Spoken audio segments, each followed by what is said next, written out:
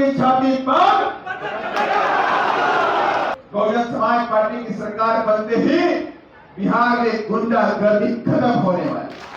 आज से नीतीश बाबू को भी नींद नहीं आएगी, आरजेडी को भी नींद नहीं आएगी। अब क्योंकि अब बहुजन की बारी है, बहुजन में ली लड़ाई, अब बहुजन में लड़ाई है, अब बिहार में बहुजन की बारी है। और आप एक बार नीला झंडा हाथ निशान हाथ में थाम लीजिए, किसी की हिम्मत नहीं है कि हमारी बहू बेटियों की तरफ हाथ उठा करके देख दी। बाबा साहब ने कहा कि मेरे बच्चों, आपको अपने घर में ये नहीं देखना है कि आपके घर में रोटी है कि नहीं है। अगर आपके घर में एक रोटी है तो अपने बच्चों के लिए खिला देना, आप आधी रोटी खा लेना, लेकिन अपने बच्चों को शिक्षित जरूर कर देना, उन्हें शिक्षित रहना पूरी ताकत के साथ में। अगर आपको भूखे पेट रहना पड़े तो भूखे पेट रहना, लेकिन अपने बच्चों को शिक्षा जरूर देना है काम करना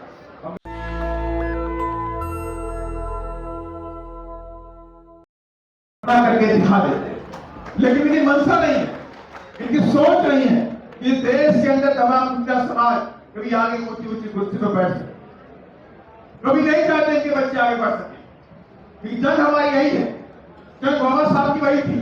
बाबा साहब डॉक्टर अम्बेडकर अपने जीते जी तमाम तरह के संगठन बनाए और वो चाहते थे कि देश के अंदर राजनीतिक सत्ता की चाबी हमारे हाथों में होनी चाहिए। इस बात को समझ चुके थे कि बिना राजनीतिक सत्ता के हम आगे नहीं बढ़ सकते।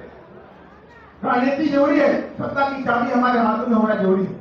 उसके लिए बाबा साहब डॉक्टर अम्बेडकर ने सिविल कोड का प्रोटेक्शन बनाई। आरपीआई की भी बात बाबा साहब ने कही कि बाबा साहब आरपीआई के दस्तावेज तैयार कर चुके थे, लेकिन दुर्भाग्यवश आरपीआई का उद्घाटन वो नहीं कर पाए, उसका जो निर्माण है वो नहीं पूरा कर पाए। लेकिन उनके बाद उनकी लिखा पढ़ी में आरपीआई जरूर आई, लेकिन आरपीआई बाबा साहब के बाद आगे बढ़ी और आरपीआई ने चुनाव लड़ा। पूरे देश के अंदर तमाम जगहों पर उसने सांसद बनाने का काम किया और एमएलए बनाने का भी काम किया। लेकिन आरपीआई को भी कांग्रेस के लोगों ने उनको डैमेज करने का काम किया। तो बात यह आई कि अब आरपीआई भी खत्म हो गई, बाबा साहब का संविधान जो है इसे कैसे लागू किया जाएगा। बाबा साहब के संवैधानिक अधिकार जो संविधान बाबा साहब ने हम सबको दिए हैं, वो अधिकार कैसे आगे बढ़े। तब मास्टर कांशीराम साहब ने ही तमाम तरह के संगठनों में से काउंसिल बनाया, टीएस बोर्ड बनाया और फिर बहुजन समाज पार्टी 14 अप्रैल 1983 को बनाने का काम किया और कह दिया कि देश के अंदर बहुजन समाज पार्टी का जो उद्देश्य है, प्रिंसिपल है, वो एकमात्र है जिस देश में सामाजिक परिवर्तन और आर्थिक मुक्ति का आंदोलन। जो चीजें संविधान में नहीं मिल पाई है, उन चीजों को हम पूरा करके रहेंगे। और ये बातें कहां से आई, ताकि आप सबको मालूम भी है, संविधान के अंदर बाबा साहब ने जो प्रियम्बल लिखा, प्रियम्बल के अंदर बाबा साहब ने न्याय की बात पहले करी। कहा न्याय मिलना चाहिए मेरे समाज को। इस देश के अंदर 55,000 सालों से जो हमारा समाज गुलामी का जीवन व्यतीत कर रहा है, उसे न्याय मिलना चाहिए। न्याय किस बात के लिए? न्याय कहा राजनीतिक न्याय, सामाजिक न्याय और आर्थिक न्याय, 3 तरह के न्याय की बात। बाबा साहब ने कहा कि मैंने अपने जीते जी अपने समाज के लोगों को तो राजनीतिक न्याय तो मैंने दे दिया। 25 नवंबर 1949 की आखिरी स्पीच है कॉन्स्टिट्यूशन असेंबली की, उसमें बाबा साहब ने कहा कि मैंने आज अपने लोगों को राजनीतिक न्याय दे दिया, लेकिन सामाजिक न्याय और आर्थिक न्याय भी देना बाकी है। और मैं आने वाली सरकारों से कहूंगा कि जल्द से जल्द इस देश के अंदर दबे कुचले पीड़ित वंचित समाज को भी सामाजिक और आर्थिक न्याय देने का काम करें। लेकिन आज तक इस देश के अंदर सरकारें बहुत है, कांग्रेस 90 अरसे तक राज किया, बीजेपी ने भी राज किया, लेकिन इन लोगों ने कभी भी हमें सामाजिक स्तर पर और आर्थिक स्तर पर मजबूत करने का काम नहीं किया, न्याय देने का काम नहीं किया। और वही लड़ाई हमारी नहीं चाहिए, वही लड़ाई आज बहुजन समाज पार्टी लड़ती है। पहले मांडे गांधी के काम कर रहे थे और आज आदरणीय बहन जी अपनी अगुवाई में बाबा साहब और माननीय कांशीराम साहब के सपनों को पूरा करने के लिए पूरे देश में नीली क्रांति लेकर के आगे की तरफ बढ़ रहे हैं। और उसी क्रम में आज बिहार भी नीली क्रांति की तरफ बढ़ चुका है। और आज की आपकी समागम हुआ, आज आपकी जो रैली हुई, जो यहाँ बैठे हुए लोग हैं, इससे ज्यादा लोग बाहर बैठे हुए, मुझे जगह नहीं मिली यहाँ पर आकर के। लेकिन आज आपकी एकता, आपकी जो एकजुटता है, आप जितने लोग यहाँ जुटे हुए हैं, इससे तमाम पार्टियों के लोगों को नींद नहीं आने वाली। आज से नीतीश बाबू को भी नींद नहीं आएगी, आरजेडी को भी नींद नहीं आएगी। अब क्योंकि अब बहुजन की बारी है, बहुजन में ली लड़ाई, अब बहुजन में ली लड़ाई है, अब बिहार में बहुजन की बारी है। और मैं दावे के साथ में आप सबसे कहना चाहता हूँ, दावे के साथ में कहना चाहता हूँ कि बहुजन समाज पार्टी बनते ही क्या होने वाला है बिहार के अंदर, बहुजन समाज पार्टी की सरकार बनते ही बिहार में गुंडागर्दी खत्म होने वाली।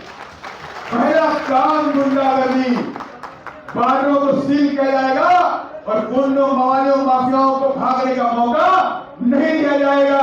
और चैलेंज के साथ में आपको आगे बढ़ना है और आने वाले चुनाव में कह देना है, चल गुंडों की छाती पर। जब तक ये जज्बा आपके अंदर नहीं पैदा होगा, ये ताकत आपके अंदर नहीं पैदा होगी, कभी नीली क्रांति बिहार में नहीं आने वाली।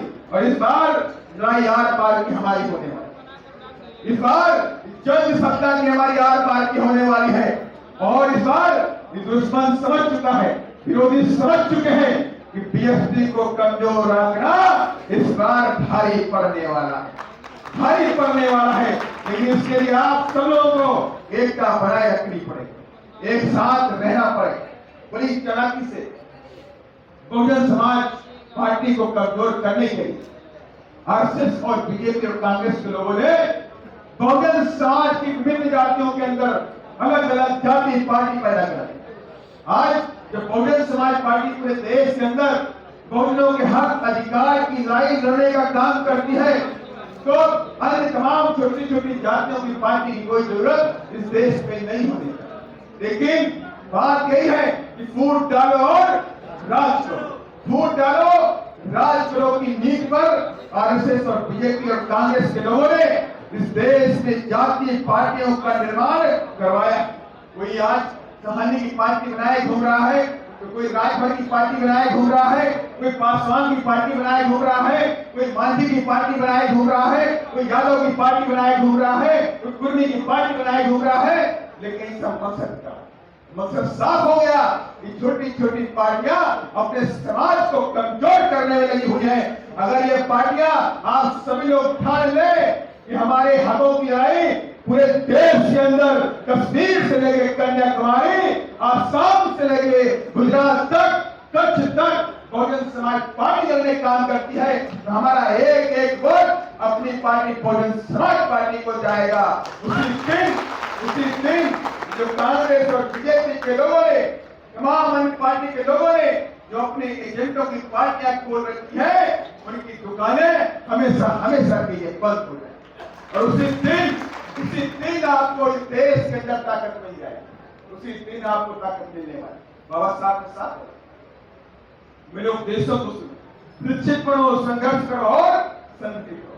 बाबा साहब ने कहा कि मेरे बच्चों, आपको अपने घर में ये नहीं देखना है कि आपके घर में रोटी है कि नहीं है। अगर आपके घर में एक रोटी है तो अपने बच्चों के लिए खिला देना, आप आधी रोटी खा लेना, लेकिन अपने बच्चों को शिक्षित जरूर कर देना, उन्हें शिक्षित रहना पूरी ताकत के साथ में। अगर आपको भूखे पेट रहना पड़े तो भूखे पेट रहना, लेकिन अपने बच्चों को शिक्षा जरूर देना है काम का।